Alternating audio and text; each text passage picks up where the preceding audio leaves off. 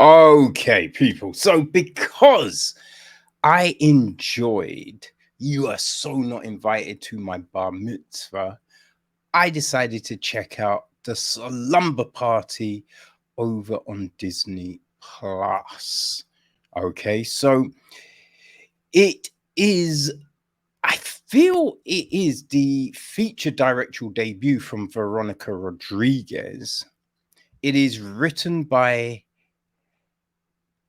Eydie Faye, who, interestingly enough, right, was Chunk's older sister in the Goonies, right? And it's funny, I was just talking about the Goonies the other day. So, yeah, that happened. The film is produced by Matthew Spiegel, Tony Hernandez. It's executive produced by Jenny Lee Cummings, Jake Fuller, Brian Grazer, um, Ron Howard, John Hodges, and Stephanie Sperberger. Co-produced by Eydie Faye. Joseph Shirley handled the music. Michelle Lawler, cinematography. Melissa Kostenbuder was on casting duties. Production design is Timothy David O'Brien. Taylor Mosby was art direction. Set decoration is Barbie S. Livingstone. Costume design is Ayana James Kimami. Hair and makeup, we've got Melissa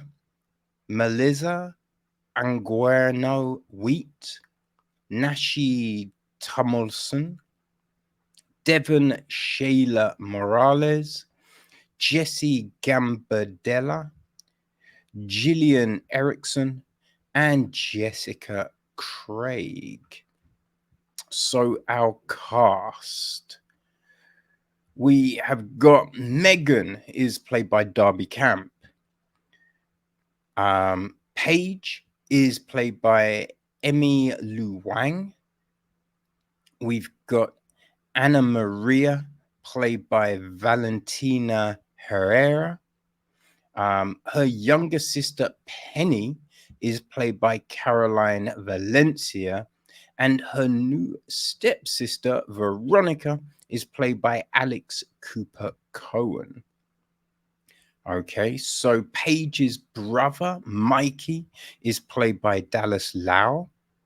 Anna Maria and Penny's mum, Mrs. Correa, is played by Jacqueline Correa. Their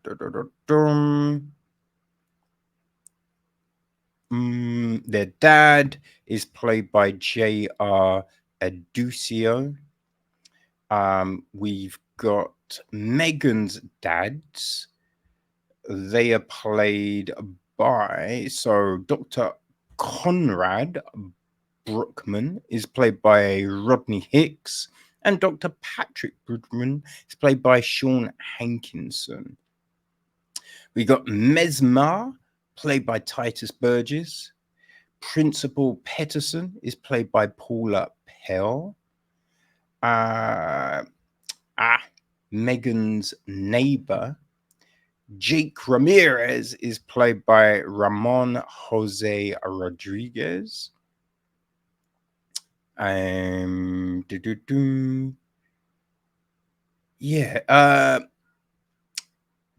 leader Brixton is played by Artemis. We have got bass drum Anton, played by Miles Evans. Snare drum Delia, played by Naja Jackson.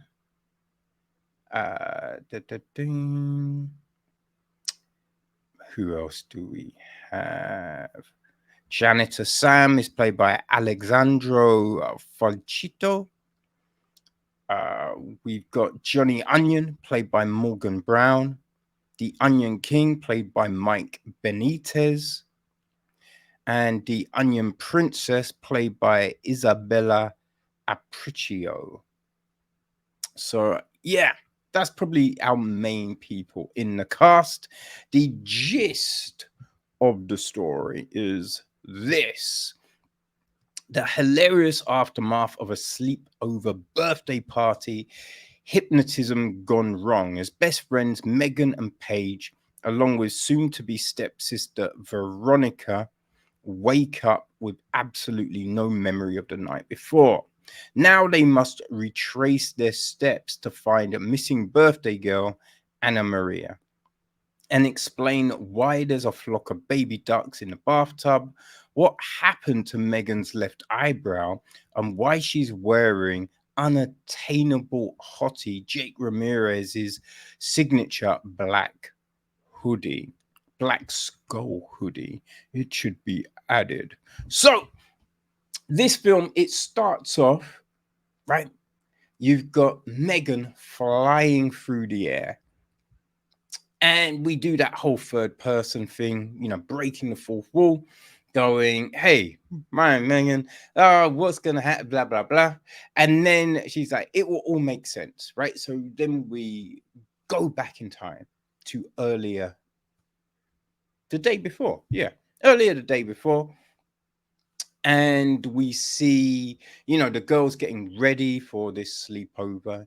We see some friction between Anna Maria and her dad because, her dad is getting married. And he's getting married on her actual birth because the day after the sleepover is her birthday, right? So there's all of this going on. They get, the mesmer is Veronica's birthday present to Anna Maria. And then, right, he hypnotizes them. Then we it's the next day, right? It's the next day. Megan's got one eyebrow. There's ducks. We have no clue what's going on. So it's a kind of whodunit, right? Coming of age whodunit, but there's no murder. Or is there? Yeah, so, I mean, look, we've seen, like, adult versions of this kind of thing. Like The Hangover is a big one that, definitely jumps to mind, right? And, yeah, I am sure there's others. My mind is blank at the moment. But, we've seen things like this from an adult point of view. You know what I mean?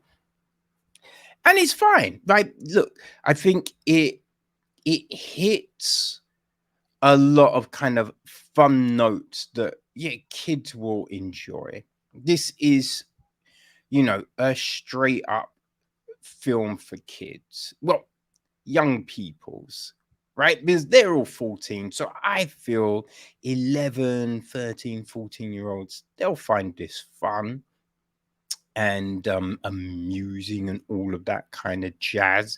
You know what I mean? There's hijinks, right? There's all of these things, what do we do to try and get over, right, these barriers, right? Because Megan is fear averse. She doesn't like stepping out of her comfort zone.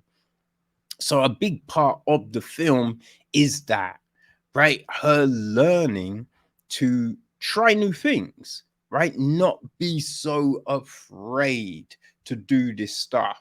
Though, I don't know if you want to be doing some of this shit again after everything that went down. You know what I mean? Like the shaving eyebrow is kind of weird and crazy, But yeah, that's a big part of the film, right? And I think a lot of young people can probably look at that and go, okay, yeah, I have that problem, I worry about that. So there's that, friendship, working as a friend group and unit, supporting each other. That's a big part of this. So, I think those things will speak to young people, right? I mean, as like when you actually look at the film, it's directed very well. Yeah, I think it's directed well. We get some good shots, good use of the camera, cinematography, all of that jazz.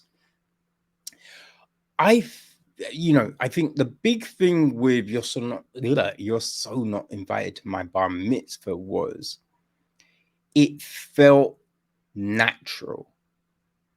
You know what I mean? Like the silly conversations, you know what I mean? Just like, oh, I forget the girl's name, the redhead, and when she like tried to shave her legs, tried to shave her armpits.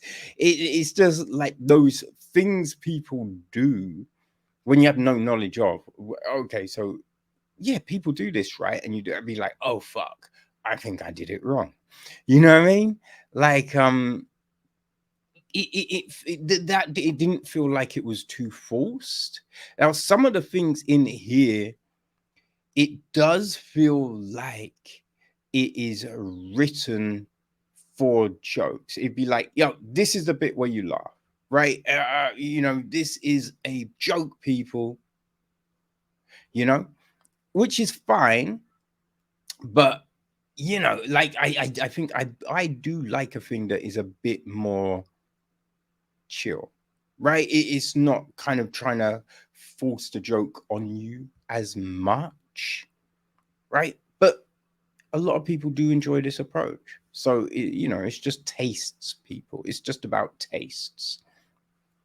But yeah, it's not offensive. You know what I mean? It's not offensive. And yeah, I think, as I said, kids will enjoy it. It works standalone. I think there is kind of a setup for another one, right? Who knows what will happen? Depends how popular this is. But yeah, I think, if you're looking for something for your kids to watch, that you can be like, okay, there's nothing crazy, there's nothing offensive in this film. They will have some fun, they'll have some laughs, it'll keep them busy for 80 minutes. All right.